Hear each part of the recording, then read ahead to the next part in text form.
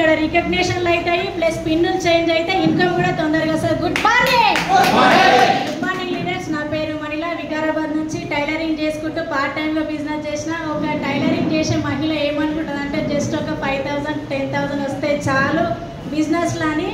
ఈ బిజినెస్లోకి రావడానికి కారణం ఏంటంటే జీరో ఇన్వెస్ట్మెంట్ మెయిన్ కారణం. ఇక్కడ జీరో ఇన్వెస్ట్మెంట్ కానీ వచ్చేసిన, కానీ ఇక్కడ వచ్చిన మీటింగ్స్ విన్నాక జీరో ఇన్వెస్ట్మెంట్ కాదు. ఇక్కడ ఎంత అంటే మనం ఎంత గుంత ఏమంటారు పైప్ లైన్ వేసుకుంటారా, గుంత తోడుకుంటారా, అలాంటి ఇన్కమ్ ఉందంటే ది గ్రేట్ వెస్టేజ్ వినిటీ.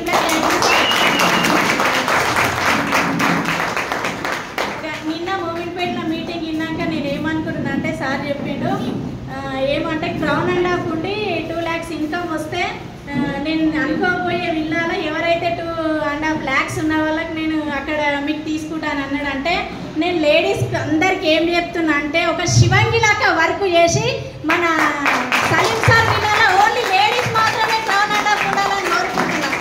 అంటే ఎట్లుంటుంది మనం ఒక లేడీస్ క్రౌన్ అండ్ హాఫ్ ఉండరు అంటే అమ్మో జెంట్స్ ఏమనుకుంటారు తెలుసా, మా లేడీస్ ఇంత బాగా వర్క్ చేస్తే మనం ఎట్లా చేయాలని చెప్పేసి వాళ్ళు ఎట్లా చేయాలి వర్క్.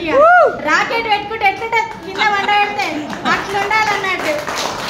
ఎట్లా అంటే బిజినెస్ నేను ఇంకోటి చెప్పాలని నేను అనుకున్నా అంటే షోరూమ్ జస్ట్ సార్ నేను చెప్పేది ఏంటంటే మా దగ్గర సెకండ్ హ్యాండ్ బండే ఇప్పటివరకు కూడా ఫస్ట్ హ్యాండ్ బండి లేదు. నేను సెకండ్ హ్యాండ్ కారు కూడా తీస్తానా తీయనా అనే సిచ్యువేషన్లో అలాంటి ఆలోచనలు ఉండే. కాకపోతే ఒక మహిళ తెలుసుకుంటే షోరూమ్ కార్ తీస్తుందంటే ఎంత గ్రేట్, అవునా కదా? అది ఎక్కడుంది? ఉంది. బయట ఎక్కడన్నా ఉందా? లేదు. బయట ఎవరైనా 1,00,000 రూపాయలు ఇన్కమ్ 20,000 ఇన్కమ్ వచ్చినా కూడా ఎవరైనా మనకు 1,00,000 రూపాయలు ఇస్తా 20,000 ఇప్పిస్తా 10,000 ఇప్పిస్తా అని ఎవరైనా చెప్తారా? ఎవరు చెప్పారు. పాలోడు బాయిలో పడితే మీదికెళ్ళి రాయెత్తేస్తారు, అవునా కదా?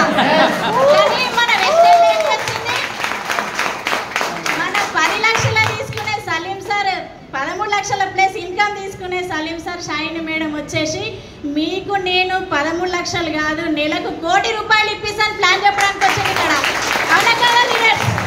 మనం అందరం నిర్ణయం తీసుకోవాలా వద్దా ఇక్కడ? సార్ వాళ్ళు మనకి ఏం చేసిరంటే ముండ్ల బాటలో ముందు కుచ్చుకొని అలాంటి ముండ్ల బాటలో వెళ్ళి మనకు ఇంకా మా శిష్యులు వస్తున్నారు వాళ్ళకు పూల బాట అని చెప్పేసి ముండ్ల బాట వచ్చి పూల బాట వేసారు.